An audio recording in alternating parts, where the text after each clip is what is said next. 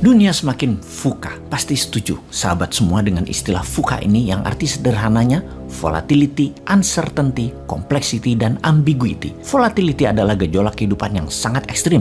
Uncertainty adalah ketidakpastian. Complexity adalah kerumitan yang parah, dan ambiguitas adalah punya banyak maksud, punya banyak arti. Tidak ada kejelasan. VUCA terjadi karena bermacam disrupsi atau kondisi di mana terjadi inovasi yang menyebabkan perubahan besar-besaran secara ekstrim ke dalam sistem yang baru. Kata disrupsi pada model bisnis baru misalnya, baru sah jika memenuhi juga unsur less government involvement atau berkurangnya campur tangan pemerintah dan regulator. Sistem baru yang lebih ringkas, mudah, dan murah. VUCA di dunia saat ini terdisrupsi model bisnis yang terparah adalah karena perang militer, perang cuaca, perang informasi, perang dagang, dan banyak lagi yang terjadi di dunia sekarang atas nama negara, atas nama wilayah, atas nama ideologi, dan berbagai alasan lainnya yang menyebabkan manusia menjadi serigala bagi sesama manusia. Kita detailkan lagi penyebab VUCA, biological warfare, yaitu perang biologi virus Wuhan misalnya, perang obat-obatan big farmasi dunia, perang militer di Ukraina, dan beberapa negara di Timur Tengah, perang pangan, efek terganggunya jalur pangan dan perubahan iklim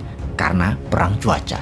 Selanjutnya, kita semua tahu ada 3 gempa besar disrupsi ekonomi terjadi dalam 3 tahun terakhir yang mempercepat banyak hal berubah. Salah satunya karena berubahnya model bisnis, yaitu karena perubahan perilaku generasi digital, yaitu generasi milenial dan zilenial, disrupsi teknologi, dan disrupsi pandemi. Semua ini merubah cara bertindak dan berpikir umat manusia yang harusnya atau biasanya perubahan itu terjadi dalam hitungan dekade bahkan ratusan tahun. Namun sekarang itu bisa terjadi hanya dalam hitungan bulan. Semua bisa bergeser, semua berubah dengan drastis. Di atas semua itu, ada yang harus berubah mengikuti disrupsi dan pengendalian VUCA, yaitu cara bernegaranya. Sekali lagi kita tekankan, cara bernegara harus juga didisrupsi, diubah dengan drastis, jadi lebih efisien, lebih ringkas, lebih taktis. Sungguh akan sangat berbeda cara bernegara ke depan untuk bisa mengikuti berbagai disrupsi penyebab VUCA agar sebuah negara menjadi negara berdaulat, stabil,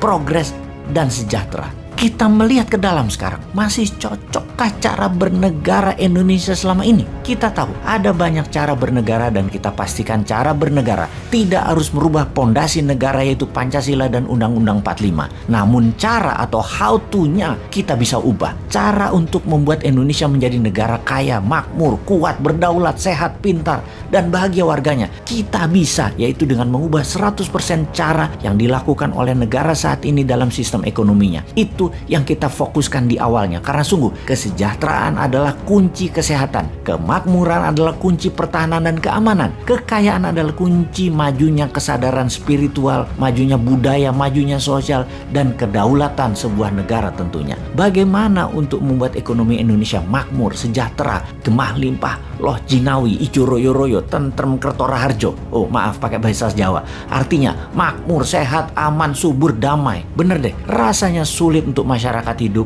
menjalankan ibadah spiritual, mencari kebahagiaan kalau perut lapar, berpenyakit, hartanya dijajah, dan menjalankan kehidupan sehari-hari, barang-barang serta jasanya bergantung dari negara dan bangsa lain. Karena itu kita harus mempelajari banyak hal di dunia luar sana sebagai pengetahuan atas apa yang terjadi di berbagai wilayah dan apa yang terjadi di tanah air karena pengaruh di luar sana. Kemudian menyusun apa yang akan kita lakukan agar yang negatif tidak terjadi kepada masyarakat kita, yang terbaik terjadi pada kita, yang kita bawa keluar sebagai pemain besar dalam global player di dunia, dalam pengaruh positif tentunya. Kita rincikan. Kita tengok negara Nordik. Mengapa mereka kaya? Mengapa dengan jam pelajaran yang pendek, bahkan hanya sekolah 4 hari dalam seminggu yang mulai diterapkan segera, juga tidak ada PR, lebih banyak vokasinya daripada akademinya, dari pendidikan SMA ke bawah. Ternyata membuat masyarakatnya jadi handy, ringan tangan, dan terampil, serta produktif. Kita menengok Inggris, kuat dalam bidang akademi, juga kuat dalam kegiatan ekstrakurikuler yang ditiru oleh India, Amerika, Singapura, Australia. Semua meniru Inggris cara pendidikan sekolahnya, setidaknya SMA ke bawah.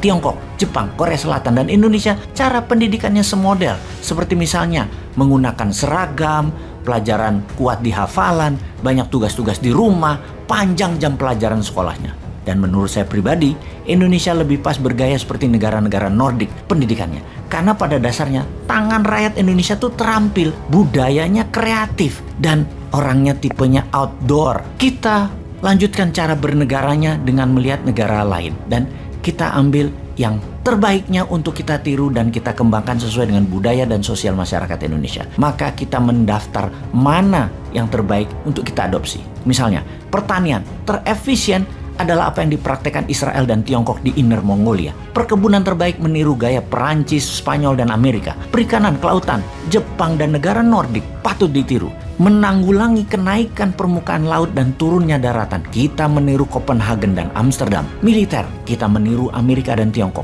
Soft power, entertainment, musik, film, budaya, meniru Korea Selatan dan Hollywood. Teknologi, meniru Tiongkok dan Amerika. Jalur distribusi dan produksi, meniru Tiongkok. Taktik perang wilayah, meniru NATO. Taktik perang ekonomi, meniru obor. Strategi keuangan moneter dalam negeri, meniru renminbi. Swastanisasi membangun UKM, meniru Taiwan dan Tiongkok.